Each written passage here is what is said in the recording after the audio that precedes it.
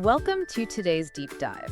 So, what if the reason you freeze up when speaking English has, well, nothing to do with your memory? Right, and what if it actually has everything to do with how you study? Exactly. Today, we are looking at our source text to understand why studying for, say, 5 hours on a Sunday might actually be hurting your fluency. We are really exploring that journey from the A1 beginner level all the way to the B1 intermediate level. Yeah, our mission today is to show you how to build real, comfortable communication skills. It's so important. It really is. Because to see why learners freeze up, we have to look at the gap between the A1 beginner and the B1 learner. It's a big gap, isn't it? Oh, absolutely. Yeah. But the source text shows us that moving to the B1 level is not about being perfect. Yeah. It is not about memorizing complex grammar rules. Right. It is about completely changing how your brain processes the language. So let's break down that change. At the A1 level, a student understands simple sentences. They recognize basic vocabulary, but they usually communicate only in very limited, practiced situations. Yeah, the safe situation. Exactly. And more importantly, they spend a massive amount of mental energy doing something very specific, translating. Oh, mental translation is just, well, it is the biggest barrier to fluency. It really is. Because when an A1 learner hears an English sentence, their brain basically stops listening. They hold the English words in their mind, they translate those words into their native language, and then formulate an answer. Right, in their native language first. Yes. And then they try to translate that answer back into English. Finally, they try to speak. It is like trying to run too many heavy programs on a computer at the same time. The computer's working memory gets completely full. And then it just crashes. Exactly. The computer freezes. And the human brain works the exact same way. When you try to hold a native word, translate it, and build an English sentence all at once, your brain just feels stuck. You cannot speak. But at the B1 level, that whole process changes. Yeah. A B1 learner starts to, bypass that native language translation entirely. They just hear it directly. Yeah, they hear an English pattern and they understand the meaning directly. Because they are not using all their mental energy to translate, they actually have the brain power left over to respond. That makes so much sense. They can hold simple conversations and express opinions naturally. Exactly. So if the goal is to stop translating and start processing directly, we clearly have to change how we study. We do. The text makes it very clear that the brain needs consistency. Specifically, 30 minutes of practice every single day is, well, it's far superior to studying for 5 hours once a week. Oh, without a doubt. But why is that true? I mean, why does the brain prefer short daily sessions? Well, it comes down to how the brain physically builds memory. When you learn new English words, your brain creates very weak neural connections. Like tiny little pathways. Right. But the actual learning, the strengthening of those connections, that happens when you sleep. Oh, wow. Yeah, your brain reviews the information overnight. So if you practice for 30 minutes every day, you give your brain 7 nights of sleep to process and strengthen that English. But if you study for 5 hours on a Sunday, your brain only gets 1 night to process all of that heavy information. And most of it just gets lost. You overwhelm the system. So by giving your brain small amounts of English every day, you allow it to slowly build permanent pathways. Exactly. And this brings us to a core principle from our source. I want you, the listener, to actually say this out loud right now, wherever you are. Yes, practice speaking full sentences out loud. It really helps you feel the rhythm of the language. It does. So the sentence is, consistency creates fluency. Let's focus on that rhythm. Try to say it smoothly with us. Consistency creates fluency. Great. Say it again, feeling the flow of the words. Consistency creates fluency. Nice job. Since daily contact is the goal, we have to ask, what should you actually do during those 30 minutes? That is the big question. Right, because if you spend 30 minutes doing the wrong thing, you will not reach the B1 level. The text provides a very clear answer here. The most important skill to practice is listening. Listening is literally the engine of language acquisition. The biggest difference between an A1 student and a B1 student is how they hear the language. What do you mean by that? Well, an A1 learner listens for isolated words. They try to catch one word they know, like restaurant or tomorrow, and then they try to guess the rest of the meaning. Ah, right. But a B1 learner does not listen for single words. They listen for complete ideas. They hear patterns. Yes, exactly. To train your brain to do this, the text suggests listening to beginner podcasts, slow English stories, and watching TV shows with subtitles. You really need to hear the language being used in real situations. When you listen regularly, your brain starts to automatically notice which words usually go together. It's like it starts to predict what the speaker will say next. It does. This is a really powerful concept. Let's practice stating this rule out loud. The phrase is, listening trains the brain to recognize patterns. But before we say the whole sentence, let's look at the word patterns. In English, we stress the first part of this word. We make the first syllable stronger. Listen carefully. Pat, turns. Try saying just that word. Pat, turns. Good. Now let's try the full sentence. Speak it clearly. Listening trains the brain to recognize patterns. Take your time and say it again. Listening trains the brain to recognize patterns. Perfect. Wait, I have to ask. Let's think about this critically for a second. Is listening passively really enough? What do you mean? Well, what if someone is just sitting on a train letting English play in their headphones while they look at their phone? I see. Passive listening might help a little, but if a learner wants to improve their speaking speed and confidence, don't they need to do more? Yeah, you are absolutely right. Passive listening only takes you halfway there. To truly build fluency, you need active listening. And the text introduces a highly effective technique for this, right? Called shadowing. Yes, shadowing. Shadowing is when you listen to native English and repeat it out loud immediately. You do not wait for the person to finish their sentence. You speak right behind them like an echo. Exactly. Shadowing trains your physical body. Speaking a new language requires you to use the muscles in your mouth, your tongue, and your jaw in ways you have never used them before. It is very similar to muscle memory in sports. Like, if you want to learn to swing a tennis racket, you cannot just read a book about tennis. Right, you have to physically swing the racket hundreds of times until your muscles remember the movement. So shadowing forces your mouth muscles to adapt to the physical shapes of English sounds. And more importantly, it teaches you connected speech.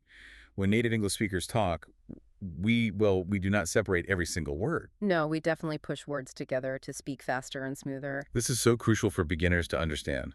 A textbook will teach you to say, I want to go. But through shadowing, you will physically practice saying, I want to go. Yes. Or the textbook says, what are you doing? But the native speaker says, what you doing? Another common example is going to. In connected speech, it becomes gonna. I am going to study. When you shadow audio, you are forced to make these natural connected sounds. You train your mouth to move at native speed. Which drastically improves your pronunciation and your confidence. It really does. Let's cement this idea. The sentence is, shadowing builds natural pronunciation. Say it out loud, focusing on connecting the words smoothly. Shadowing builds natural pronunciation. Let's do it one more time. Shadowing builds natural pronunciation. Great. So shadowing trains your mouth to move naturally. But if you do not actually know what words to say, that speed is kind of useless, right? Oh, totally. You need the building blocks of the language. However, the B1 level requires different building blocks than the A1 level. This is where we shift from how we listen to what we actually memorize. A1 learners typically memorize isolated single words. Right. They write car, house, water, and hungry on little flashcards. And they just stare at the flashcards until they remember the translation. But B1 students, they learn completely differently. They stop learning single words and begin learning complete phrases. They learn sentence patterns. So instead of learning the isolated word hungry, they learn the entire phrase, I am really hungry. Or they learn the question form, are you hungry? Let's use an analogy here. Imagine you are trying to play a song on a guitar. If you only pluck one string at a time, you are just making isolated sounds. It takes a long time, and it, does not really sound like music. Right. A single word like hungry is just one guitar string. But if you learn a guitar chord, pressing 3 or 4 strings together at the same time, you instantly create music with one movement. That's a great way to think about it. A full phrase like, I am really hungry, is a guitar chord. You do not have to think about putting the grammar together word by word. You just play the chord, and the meaning is instantly clear. This is especially important for travel phrases. I highly encourage you to repeat travel phrases out loud. If you are traveling, you should not learn the word airport and the word where. Because you will freeze trying to build the sentence. Exactly. Instead, learn the full phrase. Where's the airport? Learn the phrase. Could you help me? When you learn phrases, you have whole working pieces of communication ready to use instantly. Let's practice this concept as a sentence. Remember, practicing full sentences helps your rhythm. Say it smoothly. Learn phrases. not only words. Try it again. Learn phrases, not only words. A common question arises here, though. If a learner only memorizes phrases, won't their grammar be terrible? Ah, yes. Many beginners are terrified of making grammatical mistakes. They really are. They spend hours studying complex verb tenses because they think they need them to speak correctly. But that fear of grammar just holds many students back. The text explicitly states that to reach the B1 level, you do not need perfect, complex grammar. No, you only need the functional basics. You need the present simple to talk about facts. I work every day. You need the past simple for finished actions. I went to the store. And you need future expressions. I'm going to travel. Plus basic modal verbs to ask for things. Can you help me? Or could I have water? Those simple structures represent the vast majority of daily English communication.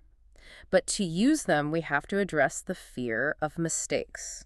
Adult learners often feel so embarrassed when they use the wrong tense or mispronounce a word. They feel like they are failing. We have to view mistakes differently. Making a mistake is not a failure. It is actually the exact mechanism of learning. It is. When you make a mistake and someone corrects you or you hear the correct version later, your brain highlights that information. It creates a stronger memory because of the error. Exactly. Students who speak regularly and make many mistakes reach the B1 level much faster than students who stay quiet just to avoid errors. Let's practice a sentence to help you internalize this reality. Speak it clearly and confidently. Mistakes help you improve. Say it out loud. Mistakes help you improve. One more time. Mistakes help you improve. So once you are comfortable making mistakes and you are practicing your guitar chords, your phrases, how do you make English a permanent environment? We need to look at immersion.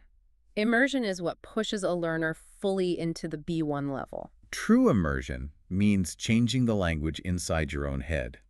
The major milestone of the B1 level is when a student stops translating mentally and starts thinking directly in English. Okay, I have to challenge that idea for a second. Oh, why is that? Telling a beginner to think in English just sounds overwhelming. Trying to plan your entire day or solve complex problems in a new language, that would cause a massive headache. Well, you are absolutely right. The cognitive load would be way too high. If you try to think about deep, complex philosophy in English at the A1 level, you will exhaust yourself. So how do we do it? The strategy from the text is to start extremely small. You use simple daily thoughts to slowly train your brain to bypass your native language. What does that look like in reality? It looks like this. You wake up in the morning, and instead of translating, you look at the window and simply think, it is morning. It's just that simple. Yep. When you walk to the kitchen, you think, I need coffee. If the weather is warm, you step outside and think, it is hot today. When you finish work, you think, I am tired. These are tiny 3-word sentences. But by thinking them directly in English, you are proving to your brain that English is a real tool for living, not just a subject to study in a textbook. Let's practice this habit. The sentence is, think in English every day. Say it out loud. Think in English every day. Again, nice and clear. Think in English every day. Beautiful. Another vital part of immersion is reading, but importantly, not reading heavy academic textbooks. Right. A1 learners often read isolated sentences just to practice grammar rules. But B1 learners immerse themselves by reading things they actually enjoy. They read short stories, simple news articles, or travel blogs. Reading is a fantastic tool because it gives you visual exposure to correct grammar. You see how sentences are built naturally over and over again without having to memorize a rule? And immersion also means changing your digital environment. You can change your mobile phone language to English.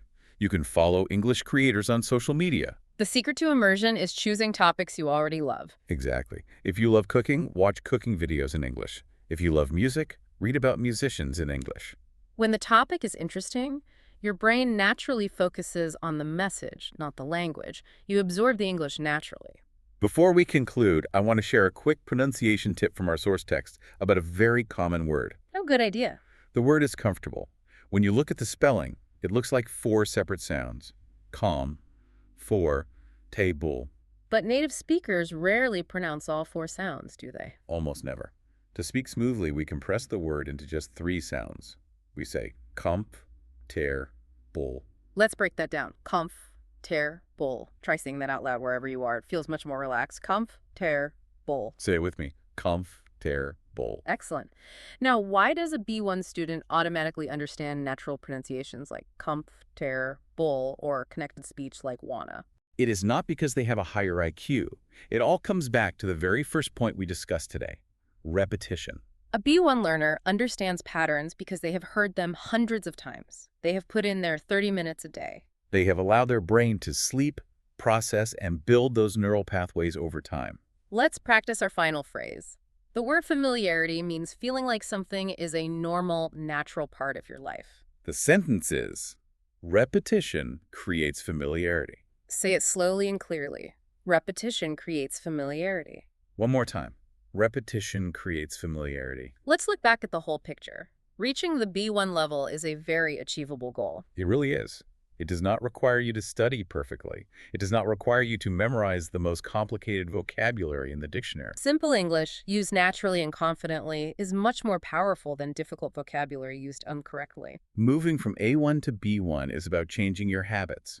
It is about small, daily exposure instead of weekly cramming. It is about actively shadowing audio to train your mouth muscles. It is about memorizing full phrases instead of isolated words. And it is about accepting that mistakes are a required part of the learning process. The source text offers a final, crucial piece of advice here. Do not compare your current speaking ability to fluent native speakers. If you compare your daily progress to a native speaker, you will constantly feel frustrated. Instead, focus entirely on your own small improvements. Notice when you understand a new phrase in a YouTube video. Notice when you can think, I am tired, directly in English without translating. Notice when you use a simple past tense verb correctly. Little by little, these small neural connections build a permanent foundation. English will become a natural part of your thinking. Before we finish today, we want to leave you with a provocative thought. Something to really consider the next time you practice speaking. We spend so much mental energy worrying about the exact translation of a word we do not know. We freeze when we cannot remember the perfect noun. But what if, starting tomorrow, every time you forget a word, you just stop trying to remember it? What if you just describe what you mean using the simple English words you already know? Yeah. If you forget the word wallet, do not freeze. Just say, the small bag for my money. If you forget the word airport, just say, the place where the planes are. How much faster would you start communicating if you stopped searching for the perfect word and simply used the tools you already have? It changes the entire goal from being perfect to simply being understood. It really does. Thank you for spending your time and practicing with us today. Keep building those daily habits, keep shadowing, and keep making mistakes. We will see you on the next deep dive. Goodbye.